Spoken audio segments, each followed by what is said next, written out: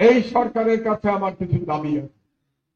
এই দাবি, একজন বর্ষিয়ান নাগরিক, সিনিয়র সিটিজেন এবং এই ফ্যাসিবাদ বিরোধী আন্দোলনের অতি সামান্য একজন কর্মী হিসাবে এই সরকারের কাছে আমার দাবিনামাগুলো পেশ করে আমার বক্তব্য আমি ইতি টানব।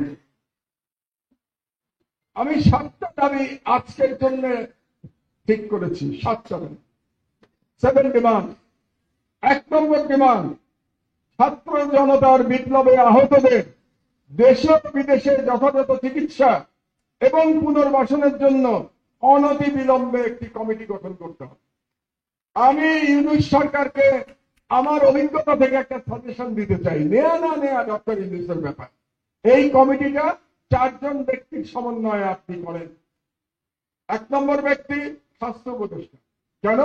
কারণ যারা আহত তারা সবাই কোনো না কোনো হসপিটালে তারা চিকিৎসাধীন আছে। কাজেই স্বাস্থ্য উপদেষ্টার পক্ষে তাদের তালিকা পাওয়া খুব সহজ এবং কার কি সমস্যা এটা জানা সহজ। সুতরাং স্বাস্থ্য উপদেষ্টা। 2 নম্বর অর্থ উপদেষ্টা ডক্টর সালাউদ্দিন। কারণ তাদের দেশে বিদেশে চিকিৎসা এবং পুনর্বাসনের জন্য টাকা লাগবে। সেই টাকার বিষয়টা অর্থ মন্ত্রণালয়কে দেখতে হবে। কাজে কোঅর্ডিনেশনের জন্য অর্থমন্ত্রী লাগবে।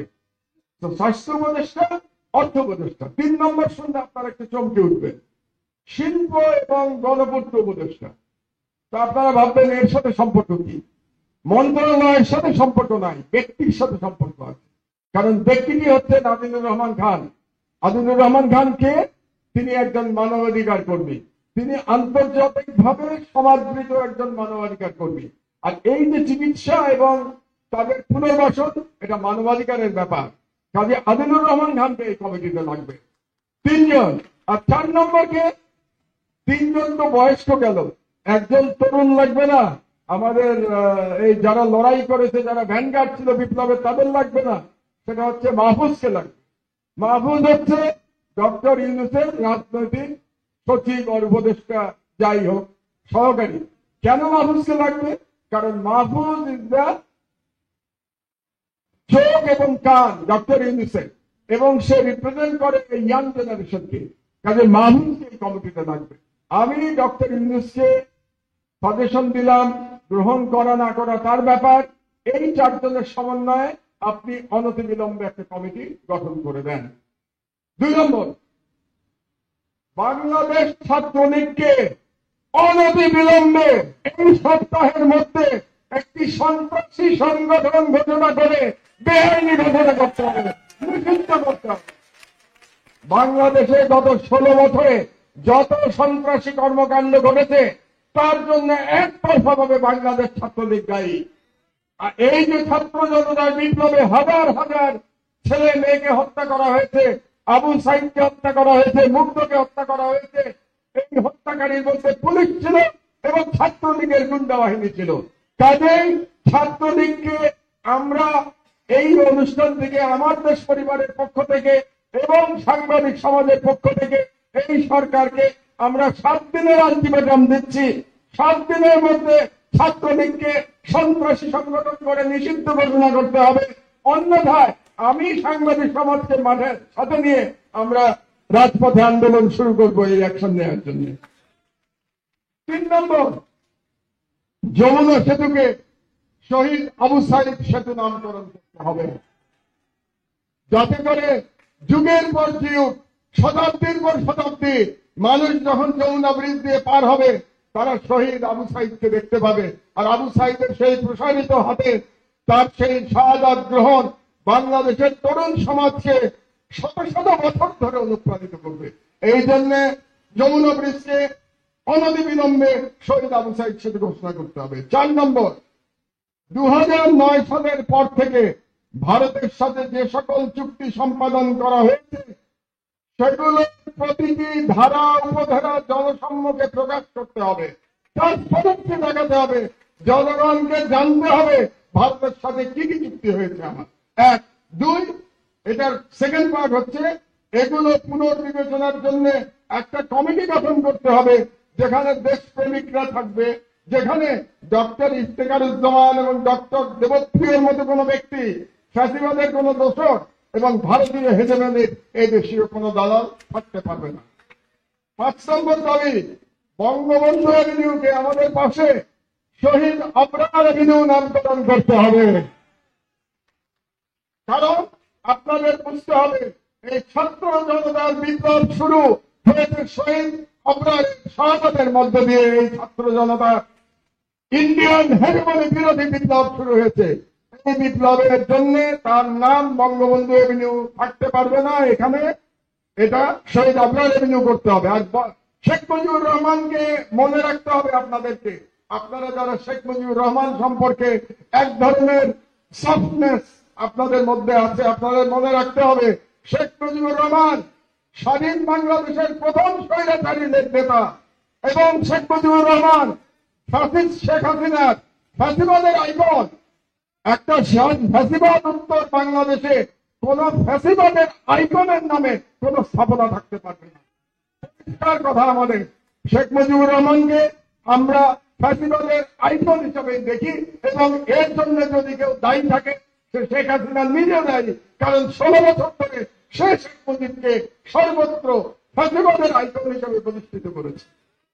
6 নম্বর দাবি, ওয়ার্ল্ড হেলথ অর্গানাইজেশন থেকে ফ্যাসিস্ট হাসিনার কন্যা সাইমা ওয়াজেদ পুতুলের নমিনেশন অনতিবিলম্বে প্রত্যাহার করতে হবে। কারণ এই পুতুলকে নমিনেশন দেওয়া হয়েছিল জালিয়াতির মাধ্যমে প্রথমত, আর দ্বিতীয়ত অনেকে বলে থাকেন যে এটা তো ওয়ার্ল্ড হেলথ অর্গানাইজেশনের ব্যাপার, আমরা যদি নমিনেশন উইথড্র করি তাহলেও হয়তো তারা তার পদ থেকে সরাবে না। কিন্তু সেটা ভিন্ন প্রসঙ্গ। ওয়ার্ল্ড হেলথ অর্গানাইজেশন সরাবে কি সরাবে না এটা তাদের ব্যাপার, কিন্তু আপনি সরকার, এই বিপ্লবোত্তর ডক্টর ইউনূসের সরকার, আপনাকে সিগন্যাল দিতে হবে, মেসেজ দিতে হবে। এটাকে আপনাকে মেসেজ হিসাবে ধরতে হবে যে বাংলাদেশ সরকার পুতুলের নমিনেশন WHO তে প্রত্যাহার করে দিয়েছে। এটা হচ্ছে আমার 6 নম্বর দাবি।